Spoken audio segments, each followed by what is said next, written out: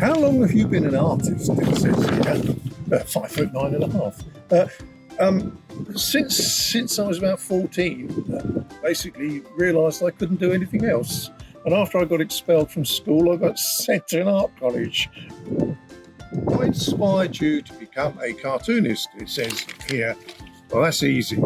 I started pistol shooting when I was about 14. And the gun club that I went to, the Aldingbourne Rifle Club, was full of ex-World War II veterans. And they were like ersatz parents to me. And while I was waiting to go in and shoot the pistol targets, rifle targets, I used to draw on the backs of used targets. And they used to pick up the targets and look what job he's drawn. And that's all it needed, the carrot part of Carrot Stick. The carrot was the fact that they liked these drawings and showed them around. That's what really got me hooked. I thought, well, this seems to be working. I'll carry on doing this. So that's what inspired me. A bunch of foul-mouthed World War II veterans. How do I go about creating a jigsaw puzzle? Well, believe it or not, these days, this is Nasher, by the way. These days, I still use a pencil. I still use a piece of paper, but I've thrown away those strange coloury things you got in tubes. What were they called? Paint. That's it, paint. That bit's out the window, and that part of the exercise I now do with the computer, with Photoshop.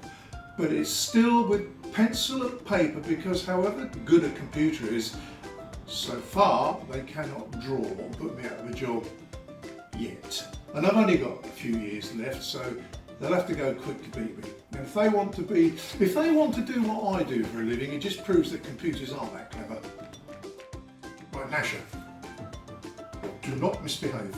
This isn't Hollywood, so the fact that I'm reading from a script. What's it say here? What's your favourite puzzle that you have designed?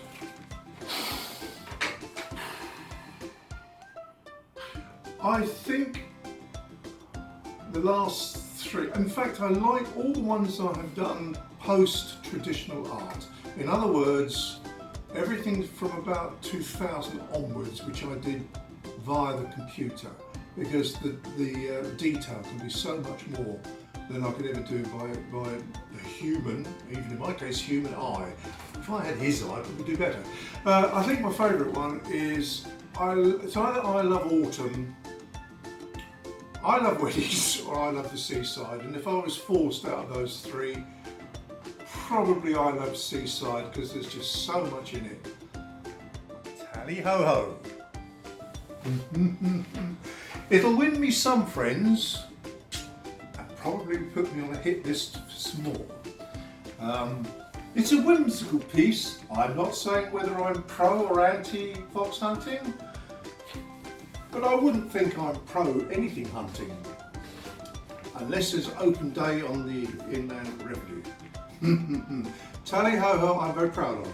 The very fact that it took me flipping years to draw the fur, and it was a drawing I did about the original painting I did back in the 1970s, but I pulled it back out of my creaking files and have reworked it on the computer, added a lot more, made the whole thing better, and well, I'm pleased with it, and it will be coming out later this year. And there's something very special about Tally Ho Ho. There's going to be two versions of it. Watch this space for fascinating news. Someone to watch over us is an image I did several years ago as an homage to the RAF pilots, because of this area where I live. I live on the south coast, Bognor Regis, which is only about 4 or 5 miles away from Tangmere, which was one of the frontline Battle of Britain stations. As a nipper, I can remember Venom of Vampires, from Vampire being an aircraft, not a flappy thing, from Tangmere. But the ghosts in my mind are still there, and when you see the fields around Tangmere, even to this day, they haven't changed that much. which is why with this painting, which is done as a ghost, the dog, the Spitfire, they're all ghosts. I have actually upgraded this from this image. You'll see in the later one there are now Spitfires up there, and I've extended all of the foliage. However, the proof that it's supposed to be a ghost and modern, unlike someone who said, "Eh, they didn't have those back in 1940, missing the point, it's a ghost. And the dog had to be in it because dogs have to be in everything, especially black dogs. Love black dogs. Not a Doberman, but a second best retriever. Anyway, it's my homage to those men that sacrificed everything over the skies right here where I currently live. God bless them. Someone to watch over us. Wormbridge Jam. This is a set of 5 illustrations that will be coming out next year, which will include one that's already out. What is Wormbridge Jam? Wormbridge Jam is 4 stories that I created about 1998. It was actually for my 2 daughters when they were little. It sat around doing nothing for a long time until after I met Mike Dunn, the editor on the ill-fated Wombles that I worked with Mike Bat. But we became good friends, and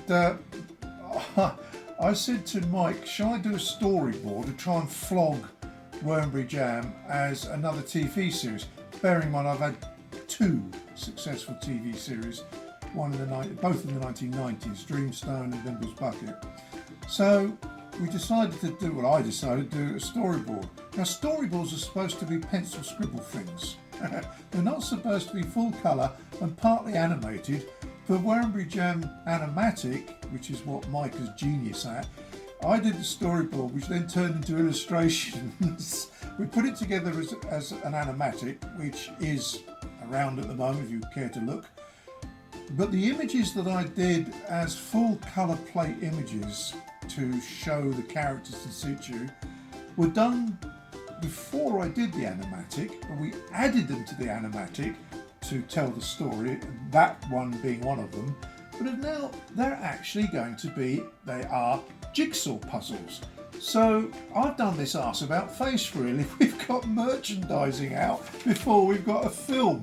However, one may lead to another, but at the moment we will have 4 images from 4 stories, but on the teddy bear tree there are 2 images.